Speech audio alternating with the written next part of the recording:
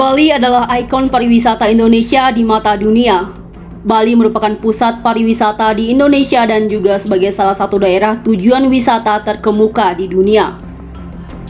Bali dikenal para wisatawan karena memiliki potensi alam yang amat indah, antara lain iklim yang tropis, hutan yang hijau, gunung, danau, sungai, sawah, serta pantai indah dengan beragam pasir putih dan hitam.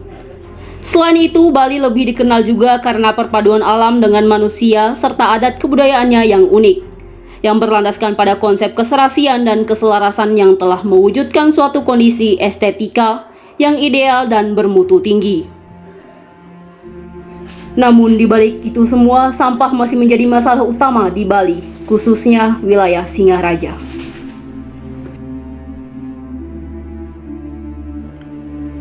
Sekarang kami sedang menuju ke tempat pengepul sampah pertama yang terletak di Jalan Jatayu, Kelurahan Kaliuntu, Singaraja. Beginilah kondisi tempat pertama yang kami kunjungi. Untuk kehidupan sehari-hari? Untuk kehidupan sehariannya itu alhamdulillah cukup lah untuk seharian. Untuk makan sehari itu ya penghasilan 100.000 lah. Itu untuk seharian. Jadi dia dari pagi itu keliling nyari barang-barang itu, terutama plastik yang banyak di lingkungan Singaraja itu plastik paling banyak. Berapa besar jumlah sampah yang didapatkan Pak Faisal dan tim dalam sehari? Kalau mengenai sampah, hitungan dalam satu hari omset itu bisa mencapai 1 kintalan itu. Itu dalam pencarian satu hari untuk 5 tim. Apakah hasil dalam menjual sampah bisa mencukupi kehidupan Pak Faisal? Ya, dibandingkan kerja kantor, ya bukan gimana ya. Kalau kerja kantor ya hitungannya 6 juta. Cuma saya kalahnya nggak dapat pensiunan. Iya. Ya, cuman itulah. Lalu bagaimana prosesnya? Utara, selatan, barat, masing-masing punya jalur. Kita punya langganan masing-masing. Nanti sore jam 3 standby di gudang, kumpul itu 5 tim itu bisa mencapai 1 kintal. Jadi 1 kintal ini diserahkanlah sama bos pusat. Bos ini punya bos lagi di Jawa, Banyuwangi, pasti. Kalau jenis dus itu ada bos lagi di Malang. Kalau besi di Surabaya, itu sama plat. Beda-beda ada bosnya. Sampah jenis apakah yang dikumpulkan oleh Pak Faisal dan tim? Jenis plastik yang mahal itu yang lemes, bening, tidak ada pewarna. Contoh kayak gelas aqua, itu dia bening, tidak ada pewarna, tidak ada gambar. Nah, itu yang lebih mahal. Kalau jenis yang lebih murah, dia keras. Setelah dipecahkan, dia berbunyi keras gitu dia. Kayak Lalu bagaimana sistem kerjanya? luar itu musuh, nggak kenal temen. Di gudang bercanda, di luar nggak kenal. Kalau kamu, aku. Sekarang kami mewawancarai bos dari tempat pengepul sampah di Jalan Jatayu. Dapat dari penyeset. Baru sih. Di sini kayak baru pindah di sini 2 tahun. 2 tahun. Sebelumnya memang kerja ini, tapi di Jalak Putih. Kalau tidak bisa teliti bisa jebol.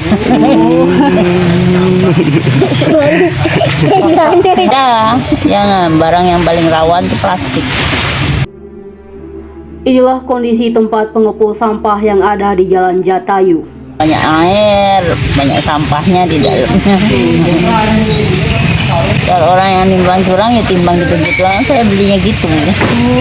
Kalau enggak terus, kalau si karyawan sih, kalau itu biasa penyeser, ya kadang jarang, ada yang terkerdus ya gitu juga. Ada yang curang. Biasanya dalamnya ternyata ada oplosan. Sana jebolnya. Hari pertama telah kami lalui. Sekarang kami di hari kedua menuju tempat Pak Ahmad yang bertempat di Jalan Merah, Kampung Bugis, Singaraja. Beginilah tempat kedua yang kami kunjungi. Semua sampah apapun kita. Suasana transaksi yang terjadi di pengepul kedua. Kita sampah plastik kita olah, jadi kita daur ulang. Nanti kita sortir dulu. Setelah disortir, mana yang masuk, jenis plastik kan banyak. Nah, setiap jenis dibedakan, baru kita didaur ulang. Proses penurunan sampah dari sebuah mobil pick up yang baru datang. Kalau untuk jadi barang bekas itu bisa menjadi rupiah. Apapun yang dikerjakan ini kan dari sampah. Di mata masyarakat mungkin sampah itu kotor, tapi bisa menghasilkan. Pada tahun-tahun awal ketika masyarakat mulai sadar bahwa plastik mengancam lingkungan, solusi untuk memilah sampah terdengar sangat indah dan menjanjikan. Siapapun bisa melakukannya. Namun ketika sampah plastik dan organik dibuang ke TPA, kembali bercampur.